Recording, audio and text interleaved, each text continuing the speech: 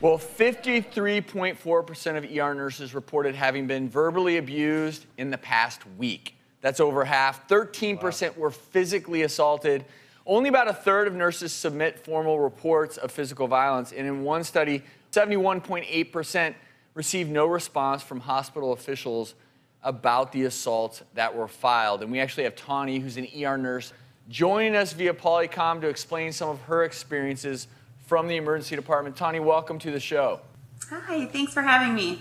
So this is obviously something that we don't talk a lot about on the show, but I obviously know from my experiences, we've all worked in the emergency department. It can be a really violent place, and it's probably the only place in America where you can assault someone, AKA healthcare professionals, and not much seems to happen. Right.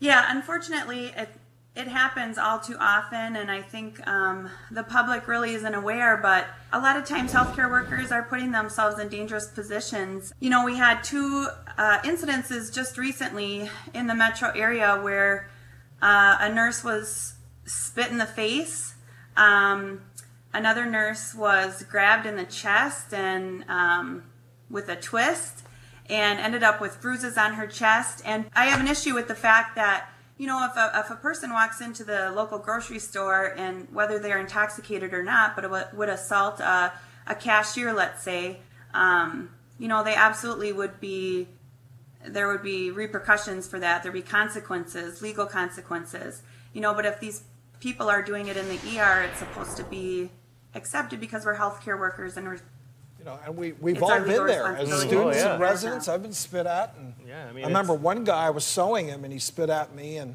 I, you know, did something like stop it. He started chasing me around the area where I was sewing him. We had to call security. I mean, that stuff goes on, but I think most of it does start with people either that are intoxicated or have underlying psychiatric issues. Well, the problem, I think this is something we were really getting fired up about before the show, because everyone thinks that it's someone else's problem. When someone's mentally ill or has a drug addiction or an alcohol addiction, well, I'm going to tell you whose problem it is. It's healthcare workers.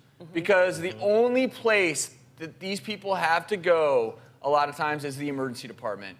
We're open 24 hours a day, 7 days a week, and I get so very frustrated when even a lot of politicians will just try to sweep this problem under the rug. It's not my problem.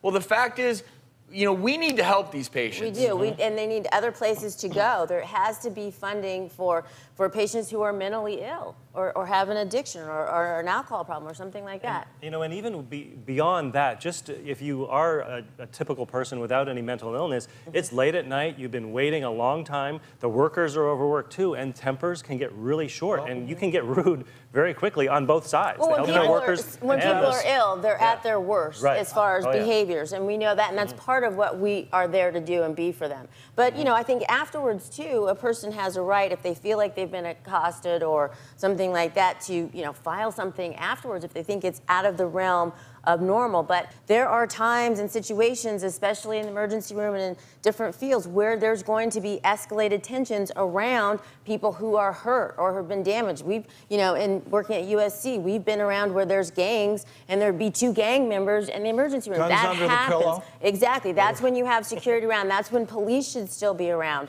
So, you know, these are issues I don't think a lot of American knows that in the public health service that these things can occur. I remember in residency, I delivered a woman and she had a crack pipe and she kicked me while I was trying to deliver her baby. So these things happen and they're kind of part of our job, and we have to figure out, you know, how to just make sure you're safe.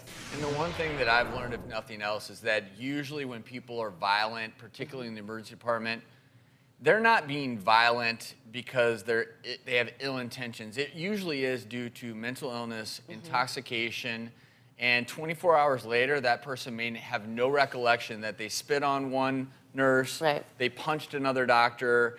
And the reason this is an issue is if you spit on someone or there's blood and you're trying to, you know, these diseases, they're communicable. And so that's where you just really need to be careful. Tawny, we want to thank you so much for joining us today. Be safe out there, okay? Thank you. Thanks for having me on. You know, as a pediatrician, if one of my patients gets violent with me, I just start tickling them. And it's all good.